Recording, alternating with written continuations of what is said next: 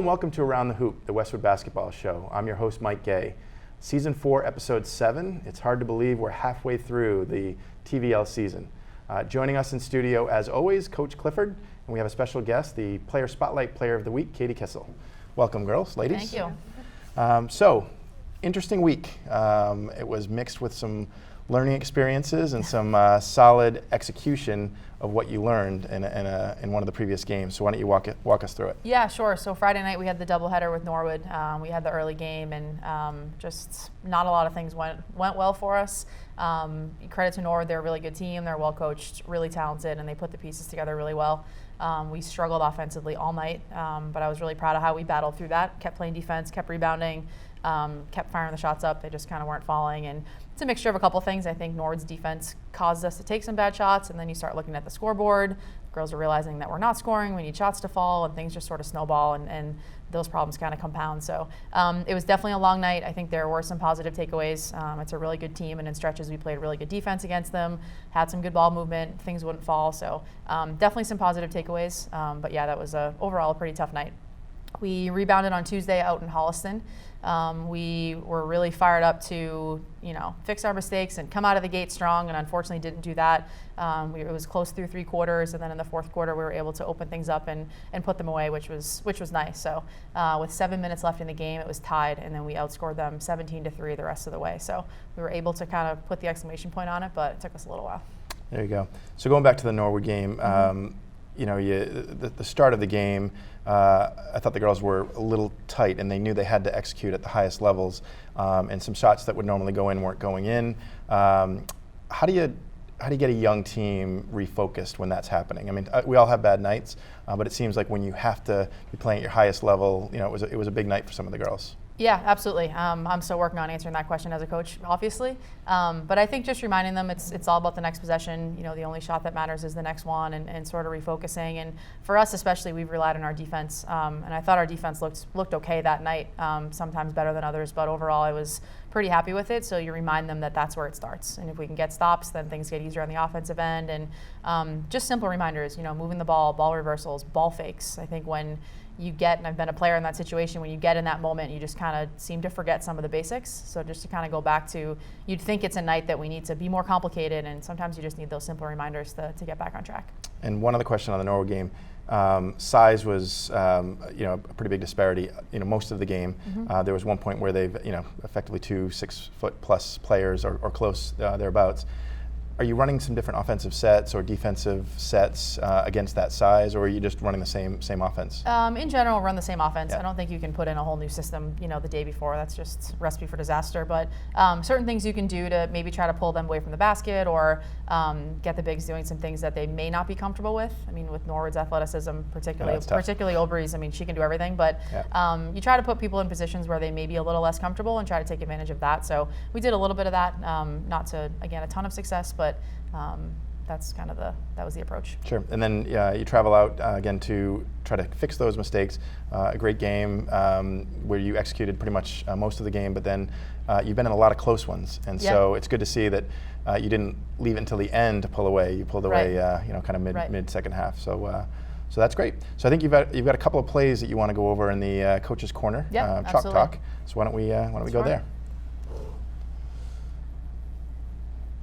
All right, so this first one, make sure I have the right one.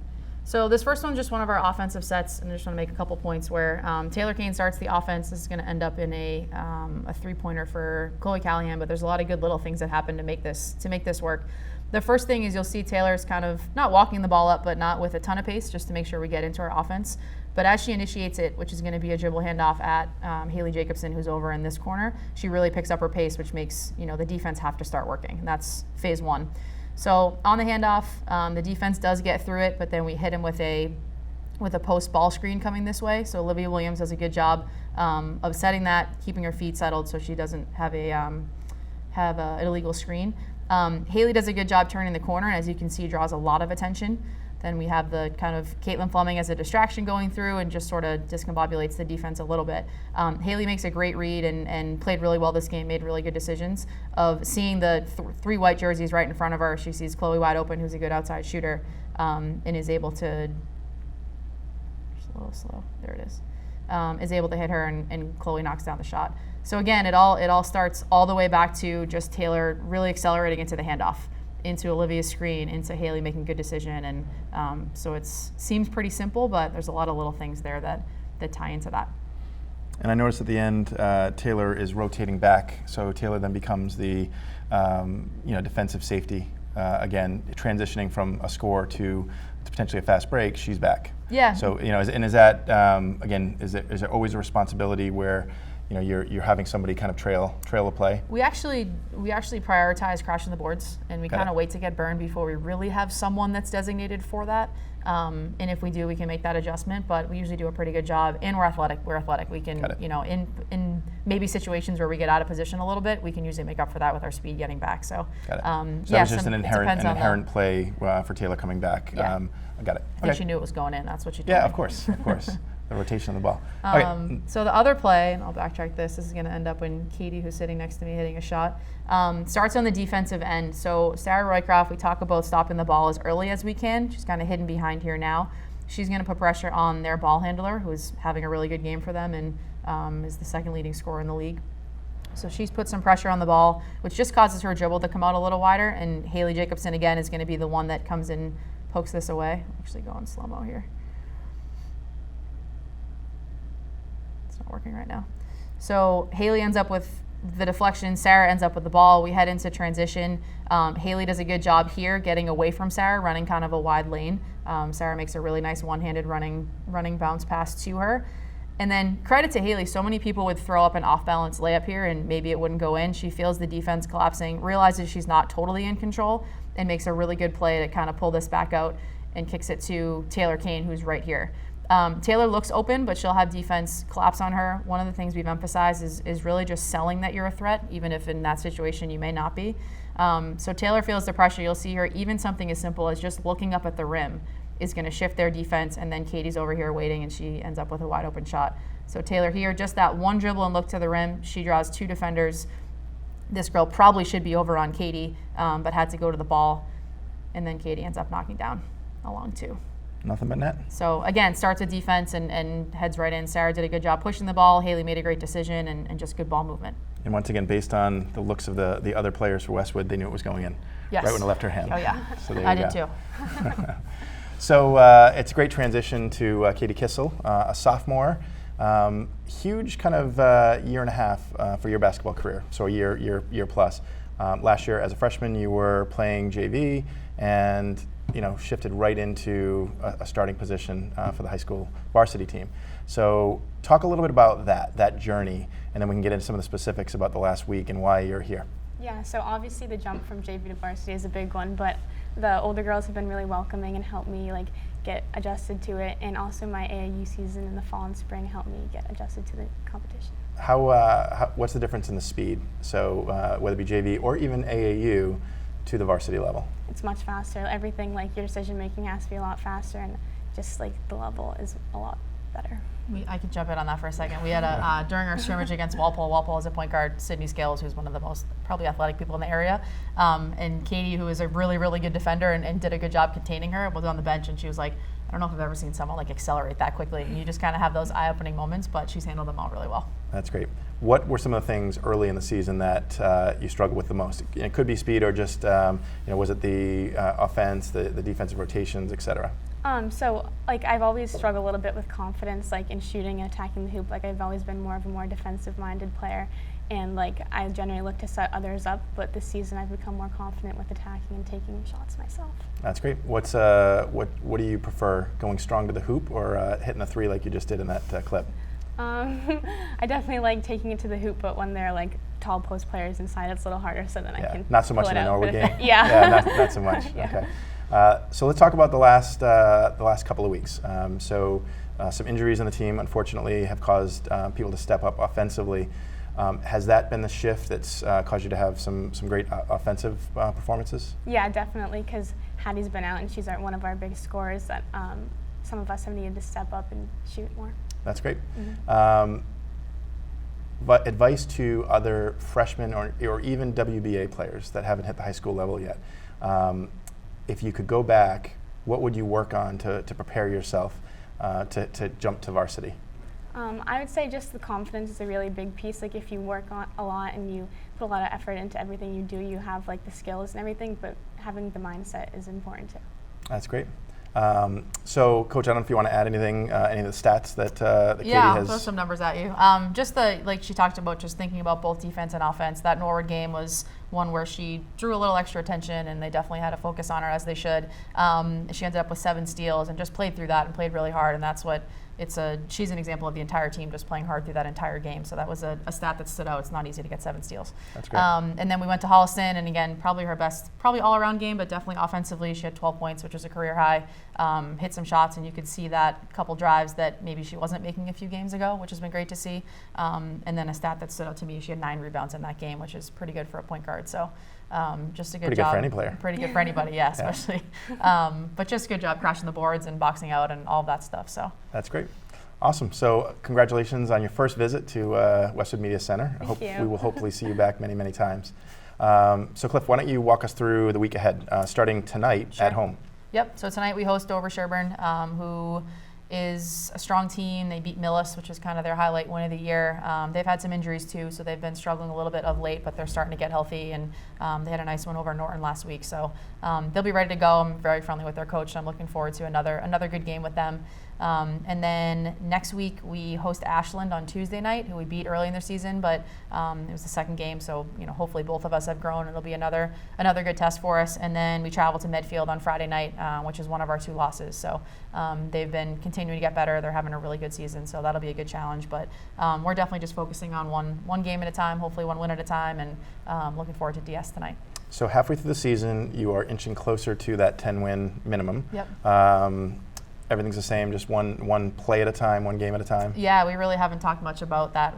We're toward the top of the league standings. We're only a game back, and that's notable, but we're really just focused on getting better too. I think it's a little bit results based, but it's process based, and we're still working on a lot of things at practice that make sense, for a young and inexperienced team. But as we get to the halfway point, they're not really inexperienced anymore. They have a half a season under their belt, so it's time to kind of stop talking about it and just keep making those strides, which the girls have done a good job in doing. That's great. Are you expecting anything different from whether it be Dover Sherburne, whether it be Ashland, whether it be Medfield? Not really. They'll kind of, I think, do what they do. Medfield has changed his tune a little bit this year, so I'll have to go back and see. They typically have been a high pressure, up tempo. They have a kind of a 3-quarter trap that's very good. This year they've been relying more on a 2-3 zone, aggressive 2-3 zone that they showed us on that time we played them back in December. So we'll be able to watch our film and watch some more recent film of them to get ready for that. But again, we're still going one day at a time, and DS is. They play a lot of man. They might mix in a little bit of zone. Ashland's sort of the same way. So you never know what you're going to get any night, and there's no nights off in the TVL. So That's see great. how it goes. Well, congratulations on your win earlier this week, and hopefully you. get another one today, and keep on going. And Katie, again, we'll see you back here very soon. Keep upping that confidence level. Joining us next in studio is Coach Steve St. Martin and the Player of the Week, Player Spotlight, Jonathan Ng. Welcome. Thanks, Mike. So I believe tonight is the halfway point of the season, or thereabouts. For the TVL League, yes. For the regular season, not yet, because we play 22 games. So There you go. Well, thank you for correcting me. That's all right. I'm sure the people at home are very appreciative as well. But we're close, right? We're getting to that point where you're starting to have a bit of a track record. You've got a personality, who the team is, how they respond.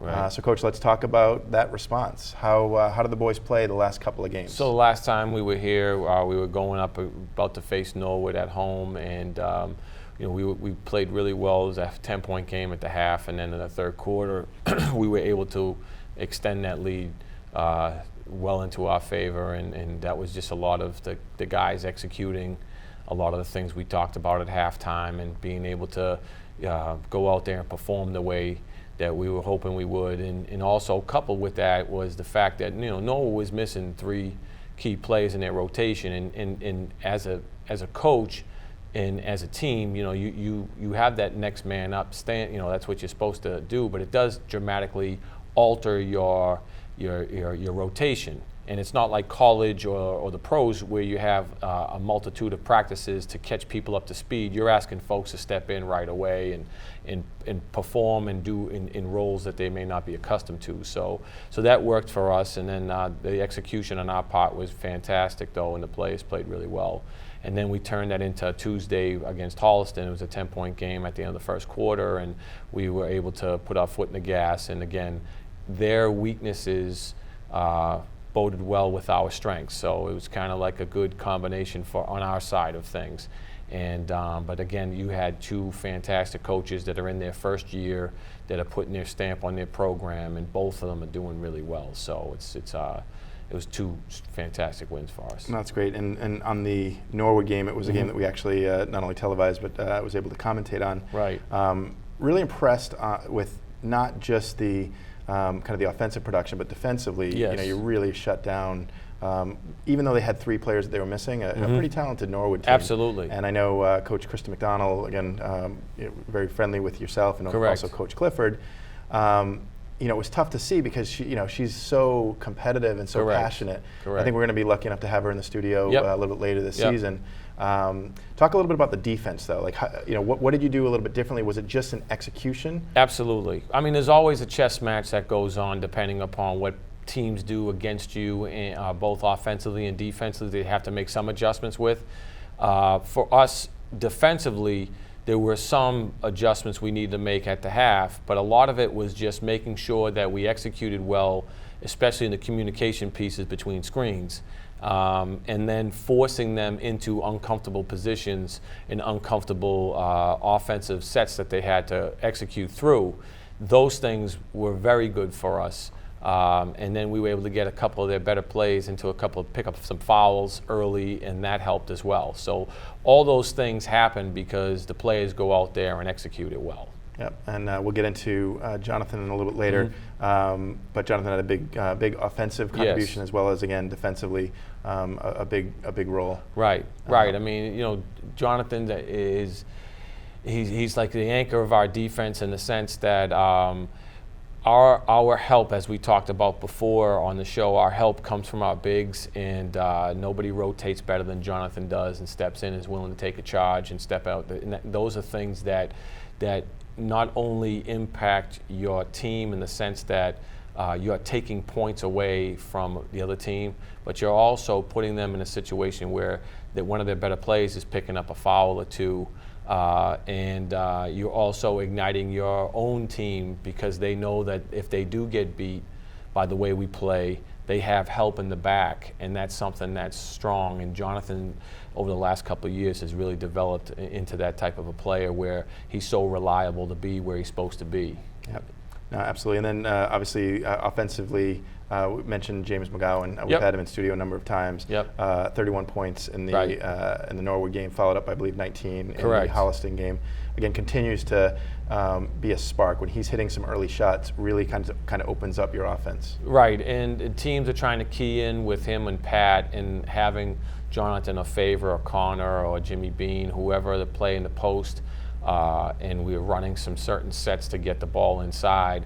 For them to be effective, now either teams are going to give up that one-on-one matchup, which bodes well for us, or they're going to try to help in the post, which opens it up on the outside. And that's the way that all offenses should really try to run, is you should go inside to open up your outside. But with the three-point line and the evolution of what the NBA does, a lot of teams are trying to do the opposite. It just doesn't always work out unless you have Steph Curry. Well, there you go. Well, speaking of plays and rotations and three-point lines, I know you've got Sure. a couple of plays. Why don't we walk Yep. through the Absolutely. Coach's Corner chalk talk? So the first play is just, this is right off the jump. This is against Holliston, right off the opening tap. What key is the ball pressure that we put on them. And one of the things, again, that worked for us, which was a weakness for them, was handling pressure. And we knew that going in, is if you just watch the pressure we put on them, starting with Pat right there on the opening tap, and then he's going to pick up their guard, and just watch. We try to keep him, ball deflection right there, and then Jack just comes in here, harasses the player right here, tips the ball away, and then actually steals it from him and gets a steal. So that's the way the game started for us. So that was really good. And again, it just highlights the emphasis on ball pressure, because if you are pressuring another team's offense that hard on the ball, it's really hard to run an offense. And if you have a breakdown in your communication on the screen, it's that if that person can't make that pass because they can't see that, it gives you a second or two to recover. So we emphasize that a lot, and the guys executed that really well. Both of those players, I also noticed, are immediately going strong hand, so they're taking the strong hand dribble away. Correct. That causes them to go with their offhand, and you're more apt to make mistakes like Holliston did. Correct, and that's why we predicate our offense our defense that way. So in the second play, it's going to be a sequence where we're just coming off a made basket by Norwood. We bring the ball up, and James McGowan is running the point at this time. Having him and Jack on the court at the same time gives us two guys that can run the point. So James calls the offense, we run through it, and there's a series of missed shots, but us crashing the glass and keeping the ball alive from various people, Pat Riley being one, and so the ball ends up getting into John's hands at the foul line off a pass, and instead of taking a shot for himself as a play is coming out, he hits James McGowan for an open three. So it's just a lot of unselfishness and hard work on the offensive side. So he calls the play out there, and we're going to run it here. So you can see it's a lot of different components to this offensive play. Ball gets swung over here to Favor, and Favor looks to take his man. There's help from number 11. And then John's able to tip the ball out. Jack gets it, Pat gets it, and then the ball's going to swing. James fills right here. John again kicks it out for a call. James misses. Pat keeps it alive to Favor, who hits John, and John again hits James. Very unselfish, and it allows us to do that. So from an offensive standpoint, it's great to see a couple of different things. One, the ball movement. Two, people attacking the rim with the ball. Three, the offensive crash of the glass. And then the fourth piece is the unselfishness, twice by John, who had shots or chances to take it, but gave it to a teammate who had a much clearer open shot. So those are things that, as a coach, you like to see. Yeah, and one thing I'll also point out is the stands were packed. So that was a great great showing, both from the Norwood fans, but also the Den. That was as crowded a Den as I've seen this year. Yeah. And that was a doubleheader with the girls and the boys. So it's a rare opportunity for seeing and supporting both teams. So Jonathan, great transition, unselfish play. It's kind of one of the staples that you've brought since joining the varsity team. Talk about that game in particular, and then just the season as it's unfolded for you. Well, for that game, we all came out, we knew that we couldn't take this game lightly. Norwood was 7-0 at that time, and we knew, we had fans, family, friends there, and we all wanted to show out for them. So we all had that mindset, that killer mentality of, coming out there and doing, our best. And I thought that, we executed to perfection, honestly. That was the best I've seen us, execute plays and, defensive rotations the entire season so far. And through that game, I felt like everyone was trusting each other and relying on each other. And other than that, I feel like everyone was what's it called? Locked in the zone, something locked like that. in the zone, and then Awesome. So that was one of your bigger offensive productions. I know, I forget what the exact number of points it was, 10 or 12 or something like that. Some really big plays. Early in the game, late in the game, you took a couple of charges again, and then I don't know how many assists you ended up with. We saw one to James. You're not necessarily known for the assists. You are known for the unselfish play. Are you trying to incorporate that into your game a little bit more, the quick ball swings? I wouldn't say trying to incorporate it, but if I see an open player like James or anyone else on the team, I'm going to pass it to them because I know they'll hit that shot. And I feel like we have that level of trust that we can just, even if we have a shot for ourselves, if there's an even more open shot, we'll pass it and the other guy will hit it. That's great. And then you follow that up with, again, a very strong performance against Holliston, where a little bit more balanced across the board, and a little different in that you got that early big lead and you were able to extend it. So, how about the season as it's unfolded? Again, you've been asked to do more as one of the senior captains. Talk a little bit about that and being one of the five captains. Well, being one of the captains, we have five, and I know that the seems like a lot, but each of us, like, we all have to bring the energy, and we each bring like a different component to the team.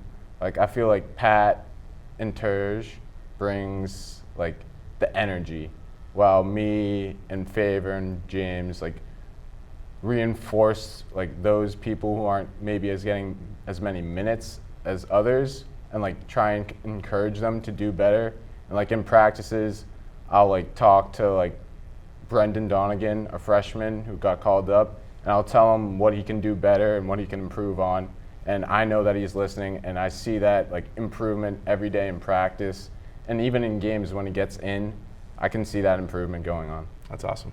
That's great. And everyone, has a different expectation, and you're working with the bigs, and your path, again, even back before you were in high school, is one that we've talked about in the show, where, when it was WBA, going from the B team to the A team finally, and then senior progression is great.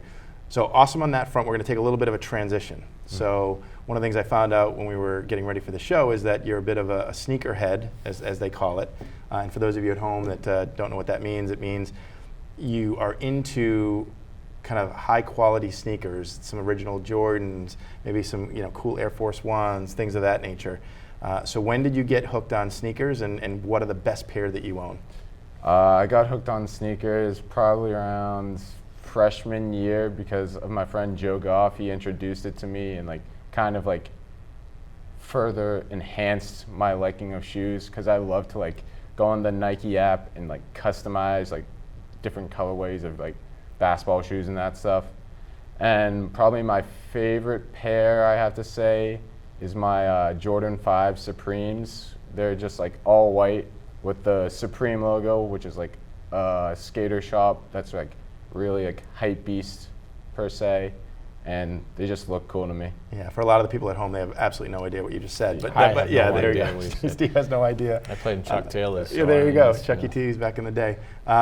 It's crazy though, that market. There's literally websites and apps that are dedicated to the aftermarket, so you can buy the used sneakers, you get them new.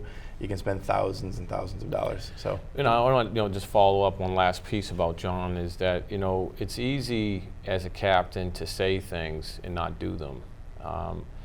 John is one of the people that's doing them, and it's easier to point to young players and say do what he does. So defensively, offensively, in drills, the way he sprints the floor in practice, the little tiny things like that are not showing up in a scoreboard because no one keeps track of those except we do. And so his value to our team is immense because of those things. And that's what true leadership is. It's not, do what I say, not what I do. It's doing it and then using your action as the example, so it makes it a lot easier. Jonathan's more of walking the walk and a little bit less talking the talk, which is evident. So again, you wanted to change subject. You weren't comfortable with the whole sneaker talk. The sneaker thing, yeah, it wasn't it's so great. Good. I wasn't so good. I like hearing about it and seeing it. We were done with it. So let's look at the road ahead. Talk about tonight's game against Dover Sherburne, and then next week. Well, DS is defending 3 state championships. I mean, the D3 state champs last year, they graduated a lot, but I think their point guard's terrific. They have some great pieces, and they run some really good things, especially in the defensive end. I think Coach Grady's a great coach, and he's going to have them well prepared. So you're walking into their gym, and they're going to have a lot of pride in what they built there and over the course of years. And then now coming off a state championship, you have a lot of players that want to repeat that feeling. And so their season isn't going like it was last year with the success and the wins and loss columns that they've had, but they're as competitive as any program out there, and they've been in a lot of games this year. So it's going to be a challenge for us. We have to have the right mindset going in and make sure that we execute our game plan, which we talked about all throughout practice this week. So. And then next week you travel to Ashland on Tuesday? Correct. We're in Ashland on Tuesday, and then we have Bridgewater Raynham coming in on Wednesday, and then Friday we have Medfield. So it's a pretty heavy week for us. We go back-to-back nights, but that's just the way the schedule unfolded. So at my age, playing a back-to-back is meaning like 2 weeks in a row. Yeah. And that's really tough, and I most of the time can't make it. Back-to-back and from one night to the next. Correct. How do you, I know you do it in the the different tournaments that you play in, but how do you avoid injury and prep the boys to make sure that they're Very healthy? difficult to do. The avoided injury part, there's a lot of soft tissue work that we do with the kids. I mean, we encourage and show them how to do it, and then we do a lot before practice, but the expectation is they're doing a lot at night. And again, having leadership that provides that example of what to do is so much better. And the preparation part becomes tricky, because Ashland is not a team to take lightly, and you walk into their gym and their place, and again, these programs all have pride and they have good players, so it's not like you just walk into the gym and win. So you have to prepare for that game, and then once that game is finished, you have to flip the switch to the next one, because BR coming in the next day is very dangerous. I mean, they're a powerhouse Division I program that has been in the tournament and making runs every single year. So they're well coached and have a lot of tremendous pieces between height and athleticism and speed and quickness that you really don't see at our level as much. So we have to turn the page quickly and do that. And then once that's over, now you got to flip the script again and get ready for Medfield coming in, who beat us the first time we played them at their gym. So we have a lot of work ahead of us, but the first step is making sure we take care of tonight. That's great. So I want to thank you both again.